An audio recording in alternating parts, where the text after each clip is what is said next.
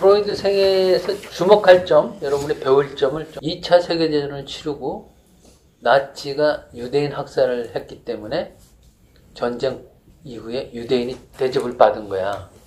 그래가지고 프로이드가 중심 무대의 중요 인물을 갑자기 그냥 스포트라이트를 받았고, 스포트라이트를 국가적으로 해준 거지. 그러니까 역사적인 운을 타고 해주니까 무슨 일이 벌어졌냐면,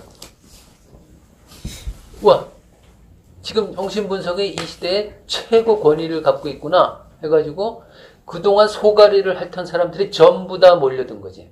정신분석학 전공자한테 전혀 가지 않던 사람들. 왜냐면 그 경멸의 대상이었다니까? 의심의 대상이고. 그런 사람들이 미국, 유럽에서 전국적으로 정신분석가들한테 몰려든 거야. 그러니까 그 무슨 일이 발생했겠어? 소수의 교양 있는 사람이 소가리를 하다가 조심스럽게 프로이드를 찾아가가지고 그 사람들을 분석하면서 만든 이론이 신경증 이론이고 지난 3주 동안 했던 히스토리 이론이란 말이야. 그런데 이번에는 프로이드 선생이 죽자 2차 대전 끝에 소위 뭐 온갖 계층의 온갖 다양한 종류의 사람들, 소가리 했던 사람들 다 몰려든 거야. 그러니까 국제정신분석학계의 위상이 엄청 높아진 거지. 그 1950년대까지는 정신분석은 최고 권위를 누렸어. 원야 전성기. 60년대 후반까지. 근데 내가 말씀드렸듯이 미국에서는 돈 많은 사람이 상류층이 정신분석을 받았고 유럽에서는 인테리들이 받았기 때문에 미국적인 최고라고 하는 건 되게 좀 자본주의적 마인드도 있는 거지. 최고 대접을 받는. 요새는 CCTV가 발달해가지고 어떤 사람의 차량 번호를 입력하면은 그 사람의 어제 오늘 어디에 가서 무엇을 하고 이 동선이 다 나온다는 거야. 왜 이 말을 했냐면은 1945년 종전 이후에 정신분석이 국가적으로 부각이 되면서 온갖 종류의 사람들이 다 정신분석을 찾아갔다 그랬잖아. 그래가지고 인간이 가지고 있는 질병의 종류가 이렇게 다양하구나 라고 하는 데이터가 거기서 이제 엄청 축적된 거지. 그러니까 정신분석학이 변할 수밖에 없었던 게 신경증자들을 주 탐구 대상으로 해가지고 이론을 했는데 신경증자와 너무나 다르고 그리고 정신증도 아닌 수많은 시비어 캐릭터 디스오더 다양한 종류의 심각한 정신증과 신경증 사이 엄청난 사람들의 그냥 그 자료들이 막 밀려드니까 야 이거 어떻게 프로이드 선생의 그 치료 기법, 치료 맥락 이거만 갖고는 안 되는구나. 왜 에고 사이콜로지가 그 당시에 미국 사회에서 95%였어 이게. 이유는 뭐냐? 자아가 망가진 사람들이 많이 온 거야, 여러분. 욕망을 억누르는 사람은 자아가 발달된 사람이거든. 히스테리 증상은 자아는 별 문제가 없어. 근데 자아가 망가진, 다양한 패턴으로 망가진 사람들이 온 거야. 그래서 이 사람들 치료하는데 에고 사이콜로지가 대단한 공헌을 한 거지. 그래서 이게 바뀔 수밖에 없었던 거지. 그 이후에도 전 세계적으로 계속 이제 컴퓨터 데이터화가 되잖아. 내가 10여 년 전에 가장 실력 있는 우리나라 국제 분석가하고 인터뷰를 할 때 그분이 그러더라고. 10여 년 전이니까 우리나라 때 21세기 초지. 우리나라에는 아직 데이터화된 게 별로 없다는 거야. 그래서 정신분석이 한국인의 심리에 어떻게 적용될 수 있고 어떤 성공 사례를 있고 이 말 자체를 하기 어렵다는 거야. 모든 데이터를 미국에서 빌려오는 거지. 그 근거에 의해서 사람들 뭐 이렇게 해주고. 그래, 여기 있는 사람들 쫙 이렇게 공부를 마스터 하잖아? 그러면 온갖 종류의 사람들이 다 와도 해독이 가능해지는 거야. 단 그 베이직에 이게 있어야 된다는 거지. 3쪽 현대 정신분석 학파들의 다원성. 자, 뭐 이미 다 설명했죠. 그렇죠? 예, 이 시대 환경이 변화하면서 주요 병리성의 유형도 바뀐 거예요, 여러분. 오늘날 이 인터서브젝티브 서클을 할 때 나가 없다라고 얘기를 했는데 그 프랑스 쪽에서는 그거를 오디너리 사이코시스라고 얘기를 해. 이게 뭐냐면 개인주의가 너무 극대화되니까 권위자가 없어지는 거예요. 권위자가 여러분. 아버지의 이름, 아버지한테 어떤 에너지를 받는데 아버지의 이름 뭐 이런 거는 그 권위를 대표하잖아요. 그분이 나를 위해서 어떤 말씀을 해주는데 그거를 흡수해가지고 삶을 한번 더 이런 식으로 살아봐야지. 이렇게 흡수를 해야 되는데 개인주의가 극대화되고 자기의 성격주의자들이 많아지면서 세상에서 내가 제일 중요한 존재가 되면은 권위가 없어지는 거잖아. 권위가 없어지면 이제 아버지가 없어져. 아버지가 없어지면 삶을 살긴 사는데 중요한 삶의 목표의식, 집요한 목표의식이 없어져. 그냥 사는 거죠, 뭐. 그냥 거기서 그냥 상식적으로 뭐 내가 이 역할을 해야 되니까 이 역할 안 하면 어색할 것 같으면 그 정도 역할을 해. 학교 가서 뭐 학부형 역할도 하고. 뭐. 그런데 삶의 어떤 뭘 하고 싶다라고 하는 적극적인 목표나 이런 건 없어. 그냥 살면 되는 거죠. 뭐 애를 왜 낳아야 되는데요? 또 목표가 없어. 그걸 이제 오디너리 사이코시스라고 유럽적에서는 그렇게 오디너리는 정상적인 것처럼 보이잖아. 오디너리 사이코시스는 그 프랑스 쪽에서는 20세기에 나왔어요. 그 이전에 인터 사브젝티비티가 없는 사람이 있네? 이게 먼저 나와. 이게 그 정신분석가들의 네트워크에 이제 주목받은 거야. 한두 사람이 아니라 국제 정신분석 학회를 해보니까 맞아. 저런 사람들이 무슨 많아. 뭐 이렇게 되는 거지. 근데 이거 나오기 전에는 이 나르시스트 캐릭터들이 점증하고 있습니다. 이 경고 사인이 온 거야.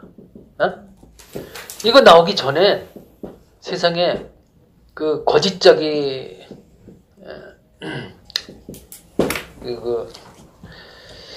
자기 욕망이 제 뭔지도 모르고 숨기고 그냥 외부 생활에 그냥 순응하면서 사는 사람들이 많은데 이거 좀 바람직하지는 않습니다. 이런 목소리들이 이제 국제정신분석학계 이렇게 나오고.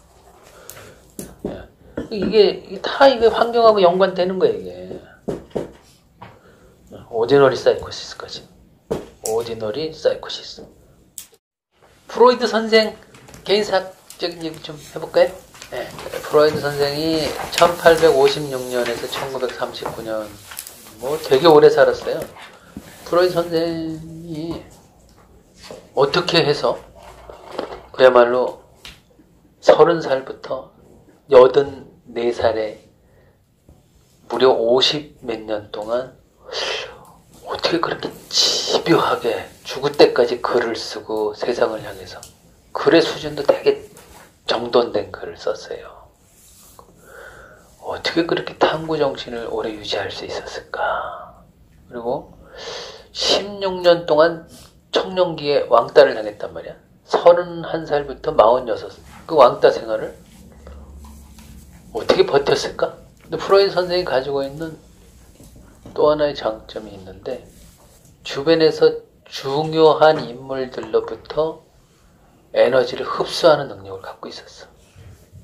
정신분석이 그냥 무에서 창조된 게 아니라 몇 사람의 도움을 받은 거예요, 여러분. 에너지를 흡수하는 능력, 그건 어떻게 형성됐을까? 프로이드 선생은 어떤 사람들로부터 에너지를 받았을까?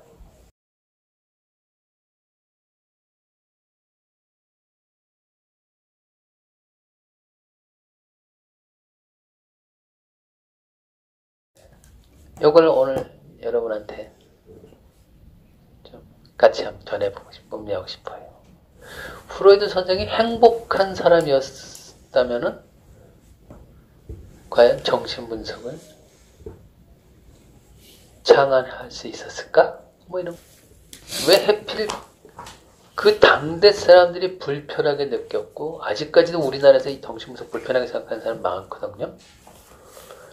하필 이런 괴상망측한 학문, 사람들한테 혐오감을 줬던 학문이 세 가지가 있었는데, 하나는 칼 막스 알죠? 칼 막스가 그 기득권층한테 혐오감을 줬지. 또 하나는 프로이트, 또 하나는 니체야. 또라이 같은 소리야. 이게 현대 사상을 연 세 혁명가들이야. 근데 어떻게 프로이드는 그런 이상한 학문을 하게 됐을까? 그 다음 질문 한번 던져보세요. 지금 이 나왔던 이 모든 얘기들의 뿌리를 만들어 온 사람이잖아, 이 사람이. 도대체 저 사람, 어떤 사람이었기에 저런 학문을 창안을 했을까? 융까지 왕따 경험을 많이 했잖아요, 프로이드가. 근데 융은 그 스위스 정신병원의 블로일러라고 하는 그 두 사람과 더불어서 가문도 되게 좋고, 그 당시에. 그래갖고 또 유대인도 아니고 외국에서 나를 인정하는 거지. 한국 사람들이 한국에서 인정 못 받다가 갑자기 미국에서 인정받으면 그때 신문에 나오고 그러잖아. 그런 것처럼 융한테 프로이드가 직관적으로 사회적으로 주목받지 못하고 사회적으로 낮게 평가받고 웃음거리까지 되는 이 정신분석학을 뭔가 권위 있는 인물이 참여해서 위상을 높여줄 수 있는 그 인맥과 정치적 배경까지 가지고 있는 사람으로 융을 딱 보자.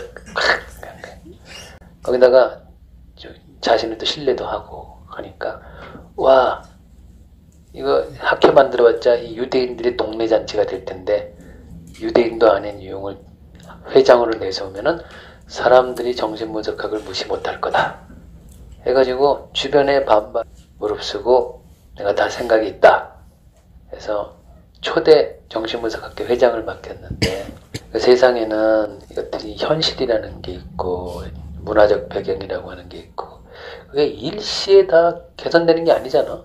또 누가 원한다고 갑자기 무게 있던 한 인물의 삶이 갑자기 또 바뀌는 것도 아니잖아. 정말 프로이드는 2차 세계대전 이후에 부각된 인물이라니까, 여러분. 유태인에 대한 그 세상 사람들이 그 핍박, 안 좋은 그 느낌이 대단히 강했었어요.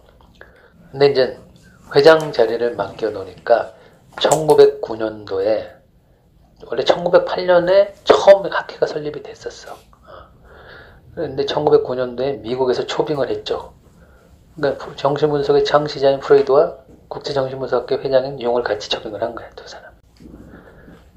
그래갖고 배를 타고 가면서 정신분석의 미래에 대해서 프로이드는 융이 정말 필요했었어요. 왜냐하면 기득권층에 소속된 인물로서 이것의 정당성을 보증해줄 인물이니까. 그런데 융의 관심은 프로이드하고의 주 관심과 너무 다른 거죠. 융은 개개인의 무의식에는 관심이 별로 그렇게 없었어. 융은 인류의 무의식에 관심이 깊었던 거예요. 인문학적 정신 차원에서 보면 융도 상당한 깊이를 갖고 있는 거죠. 인류의 무의식, 한 개인의 일생의 어떤 뿌리를 파헤치는 것보다 인류의 뿌리를 파헤치는 데 관심이 있어서 꿈을 해석하는 것도 그렇고 주 관심사가 달랐던 거예요. 그리고 융의 하고 프로이드하고 그 차이점은 뭐냐면 융은 스위스 그 정신병원에서 근무를 했기 때문에 당대 정신병원에서 근무했다라고 했을 때 만나는 환자들은 심각한 환자들이야, 여러분. 반면에 프로이드를 찾아온 사람들은 경제적으로 중산계층의 교육을 잘 받은 그런 여성들이 주 고객이었거든. 단순화시키면 융은 정신증 유형에 가까운 오늘날로 따지면 그 보더라인 퍼소널리티와 뭐 정신증 혼재된 그런 이러한 사람들을 주로 임상에서 노을성 본 거야. 병원에서 계속 본 거지. 그리고 정신증자들한테서 나오는 언어들은 성과 연관된 억압된 욕망 이런 것이 내면하지도 않고 그냥 곧바로 발설이 돼. 내가 여기서 뭐 얘기하기 쑥스러울 정도로. 그리고 부모에 대한 욕이나 무슨 그 좀 상스러운 어떤 그런 내용도 그냥 얘기해. 그 사람들은 검열 안 해. 되게 원시 심성에서 나오는 어떤 상징적인 언어들도 많이 나오고. 그러니까 개인 사적인 은밀한 욕망에 억압된 거를 이렇게 변장하고 이런 것들이 좀 많이 적은 경험의 그 대상이 다른 거야. 그래서 정신증자들을 통해서 그 원시 심성의 뿌리에 도달할 수 있다라고 봤고 그런 경험의 장이 있었던 거고 그래서 프로이드 선생은 너무 이 개인무의식과 오디푸스 컴플렉스를 너무 많이 비중을 둔다. 내가 경험한 건 그게 아니다. 해서 갈라선 거예요. 근데 갈라섰는데 기독교 쪽하고 연결고리가 나쁘지 않았고 융은. 그래서 2차 세계대전 이후에 국가적으로 융을 부각시키지는 않았어. 프로이드 쪽을 쭉 부각시켰죠. 그래서 오늘날 아까 얘기를 이렇게 하듯이 융까지 해달라고 하니까 융은 이제 그래서 그 프로이드하고 다투고 난 다음에 결별을 하고 혼자서 치과 생활을 했어요. 20년 동안 호숫가 맑은 곳에서 명상을 하면서 내담자를 끊임없이 받았지. 융은 오늘날 종교나 어떤 인류학 연구하는 그쪽에서 아직도 나름대로 살아있는데 개인 치료, 개개인의 그 개인 치료하는 데는 비교할 바가 아니죠. 프로이드를 하더라면 이 사람들은 같이 할 수 있거든요. 이 사람들은 같이 할 수 있어요. 프로이드를 공부를 하면은 이것은 다 프로이드와 딸린 사람들이라서 이쪽 이론이 갖고 있는 치료 기법과 치료 능력을 습득할 수 있는데 융을 하게 되면 이쪽하고 이쪽하고 개념 충돌이 많이 돼가지고 이쪽 이론을 습득하기가 어렵게 돼.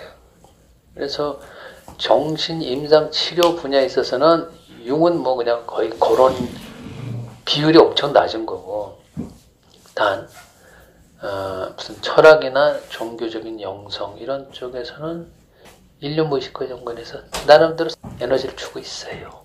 참고로 프로이드 선생이 융하고 싸운 다음에 토템과 타부라고 하는 책을 썼어요. 프로이드 선생이 하나의 그 정신적 취향이 있는데 누군가하고 심하게 다툰 다음에 그 사람의 이론을 나름대로 조금씩 흡수를 해.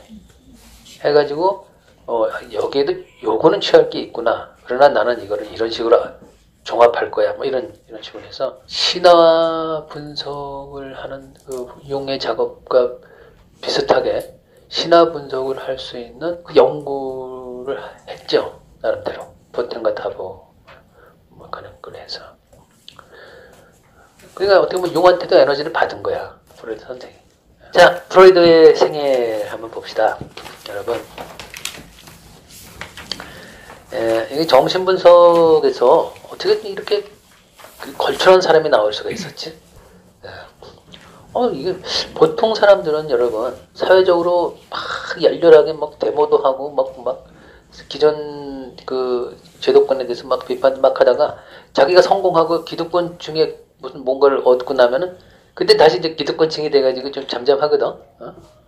근데 상당히 끊임없이 연구활동, 탐구활동을 이렇게 80몇 살 죽을 때까지 연구한 사람 드물거든. 업적, 저서를 나온 면에 있어서도 정신분석 역사 그게 1890년을 기점으로 하면 지금 한 130년? 130년 역사에서 프로이드만큼 왕성한 연구활동 업적을 낸 사람이 없어요. 예. 도대체 이 사람이 어떤 사람이었길래 이런가 했을 때 일단 여러분 가족관계가 중요하잖아요. 가족관계를 봤는데 뭐 프로이드와 대화책은 이제 다 읽으셨으니까 주목할 점만 보면은 아버지 관계는 어땠을까? 아버지 관계는 별로 좋지 않았어. 그러니까 이게 좋지 않았다라는 말을 우리가 이제 정신분석적 차원에서 의미를 해봅시다. 좋지 않았다는 말이 무슨 뜻인가? 프로이드 이론에 근거하면 프로이드 이론에서 제일 중요한 오디푸스기 있잖아요. 너 내 6살 때 그 아동이 아버지에 대한 속마음이 별 편치 않았다는 소리. 그런데 여러분, 내가 늘상 하는 말이지만 아버지에 대한 속마음이 나빴던 이유는 아버지가 엄마를 독차지했기 때문에 그래. 그 당시에 정확한 지식은 없었지만 뭔가 동생이 계속 태어나는데 아버지가 원인인 것 같다. 이 정도의 감식력을 갖고 있었단 말이야.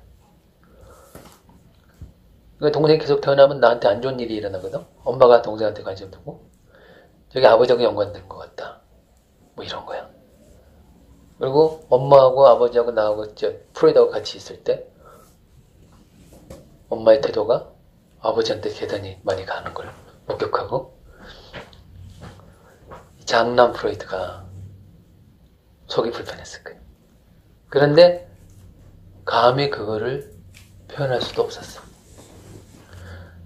근데 여기서 주목할 점이 있어. 아버지 관계가 안 좋았다고?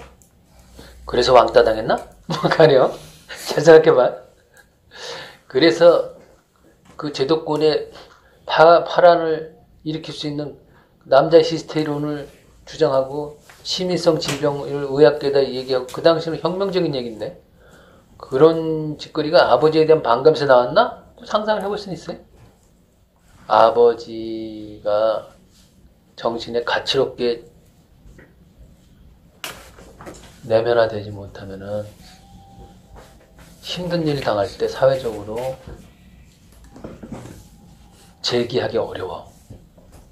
나아가서 사회라고 하는 무대에서 세상 사람들한테 명분 있는 뭔가를 내세우기가 어렵게 돼. 그 마음 자체가 없어져. 이건 프로이드 락강 이론에서 나오는 얘기. 그렇다면 이 사람의 아버지 관계가 어땠을까? 왜 이 사람이 10년 동안 왕따 당하는 거를 그냥 자초하고 근근히 한두 사람과 더불어서 버텼을까? 얼마든지 타협하고 주변에서 참 충고를 했거든. 너 성이론, 블로일러가 특히 충고를 했어요. 그 성 얘기는 책, 히스테리 연구에 하는데 나오는데 하지 맙시다. 이거 위험하니까. 그런데도 했거든. 왜 그랬을까? 그것 때문에 고통받는 사람을 많이 봤으니까. 그게 촉발 자극인 거라니까. 우리도 거의 걸려있는 거 아니야? 의식적 차원에서 답하기는 성으로 고통받는 사람을 많이 접했기 때문에 성에 관심을 가졌다. 이거는 의식이 정리할 수 있는 거죠. 엄마 관계된 어린 시절에 그리고 아버지 침실에서 이렇게 부모가 따로 생활하는데 애가 나오고 이런 거에 대해서 뭔가 성에 대한 윤영이 뭐가 있었기 때문에 그게 그렇게 지속된 거라니까 강하게 세상을 향해 성 얘기를.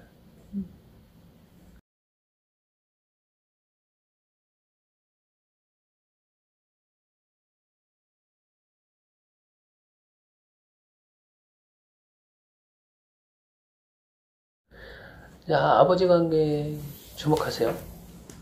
프로이드는 자기 친아버지에 대해서 자랑스럽게 생각하지 않았어. 그리고 중요한 건 이런 얘기를 할 때 오디푸스기 그 소년이 그랬다니까? 그 소년이 그랬어. 그런데 내가 하나만 더 주마. 근데 어떻게 사회와 대결해서 나름대로 사회의 포지션을 차지하려고 노력을 했을까? 그 에너지는 어디서부터 나왔을까? 아버지 관계 안 좋으면 그거 안 나오거든? 어디서 나왔을까? 엄마를 찾아내기 위해서 아버지처럼 되어야 된다는 얘기일까요? 나름대로 아버지가 가치롭게 내면화 됐다는 거예요, 그거는. 근데 그 이유, 그게 어디서 나왔을까? 못마땅하게 생각했거든.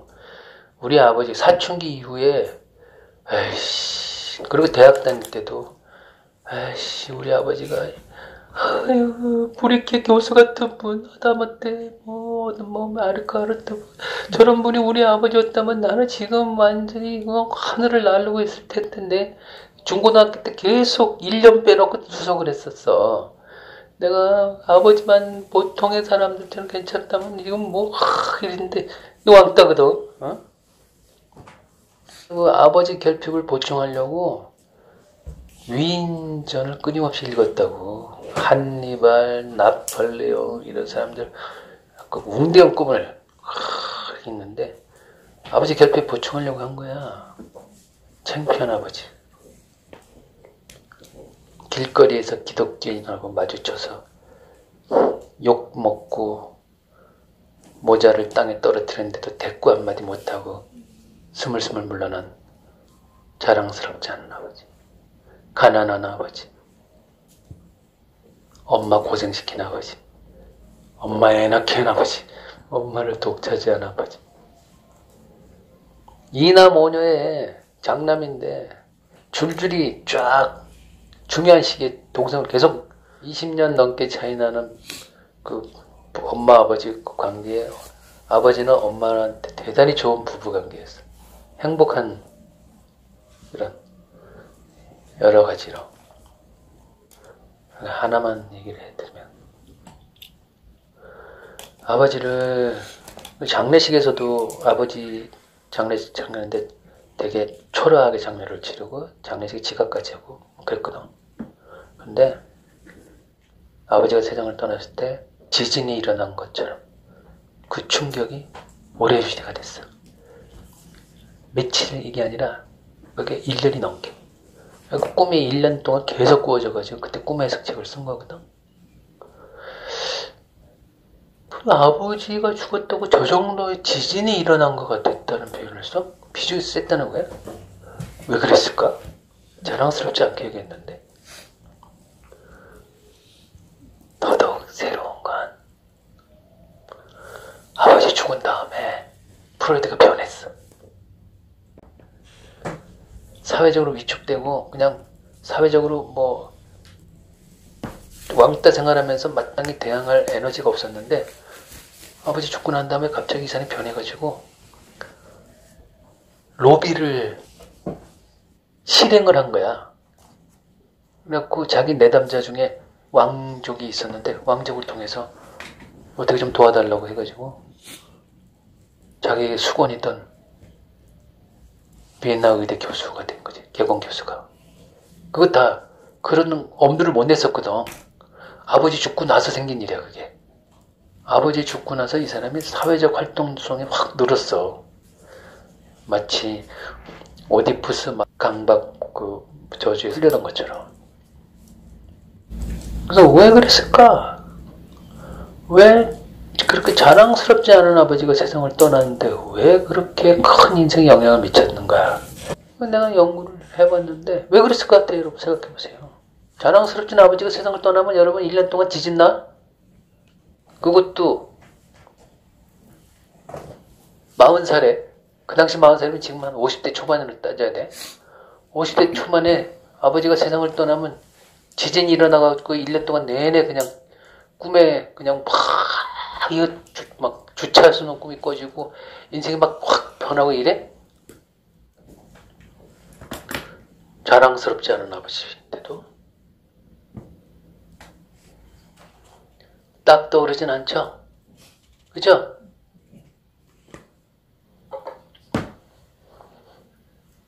그래서 내가 여러분 그렇게 엄마의 역할을 강조한 거예요. 여러분 이 비밀을 어떻게 풀 거야? 아버지 자체는 학식도 없고 사회적으로도 그렇게 자랑스럽지 않은데 하나밖에 다른 게 없어. 프로이드한테는 엄마가 대단히 소중한 존재였거든. 그리고 프로이드 에너지의 원천은 절반은 엄마한테서 나와. 나의 황금지기야 하면서 애칭을 항상 불렀어. 내 희망. 공부 너무 잘하니까 방 2개 중에 하나를 프로이드 전용으로 주고 쓰게 했어. 중고등학교 때. 나의 희망이다. 어려서부터도 나의 황금지기야. 늘 이렇게 애칭으로 불렀어. 늙어서까지도 그렇게 불렀을 거야. 그런데 그 아동소년 프로이드가 엄마를 뺏어가고 독차지하고 그 아버지에 대해서 그렇게 원망을 가졌는데 그 엄마가 아버지를 되게 존중해지는 걸 본 거야. 그 엄마가 아버지에 대해서 부정적인 얘기를 안 한 거야. 아버지의 권위, 우리 아버지가, 네 아버지가 우리 삶을 책임지는 그분이란다. 엄마가 권위를 부여해 준 거지. 그거 없으면 다른 설명이 안 돼요. 이게 사회적으로 가장 사람들한테 자랑스럽지 않은 그런 일을 하는 사람도 그 엄마가 권위를 부여해주면 아들한테 대단한 권위가 들어간다니까. 물론 그 엄마는 그 자식한테 되게 소중한 엄마를 또 전제가 돼야 되겠지. 예. 설명이 안 돼. 그렇지 않으면 왜 지진이 40몇 살에 지진이 일어나? 왜 그럴까? 이렇게 된다니까? 그래. 엄마가 권위를 부여한 그 아버지한테서 직접 받은 건 없지만 엄마가 권위를 부여한 그분, 그 존재로서의 아버지한테서 받은 게 있는 거지. 오케이? 그러니까 아버지의 자리가 있는 거지. 그 프로이드 안에. 그게 있었기 때문에 나도 사회에 나가서 내 인류사의 자리를 차지할 거야 라고 하는 야망이 생긴 거야. 야망이. 얼마나 그 야망이 근데 그 배경에는 유대인의 야망까지도 같이 뭔가 들어왔을 거예요. 전 인류한테 핍박받으면서 전 인류를 상대로 버텨내는 자부심을 키워냈겠지? 응?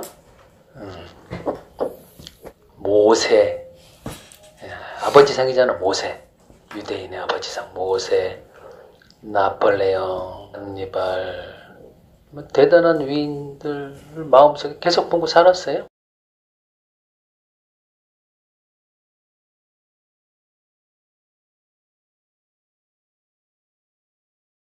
아버지,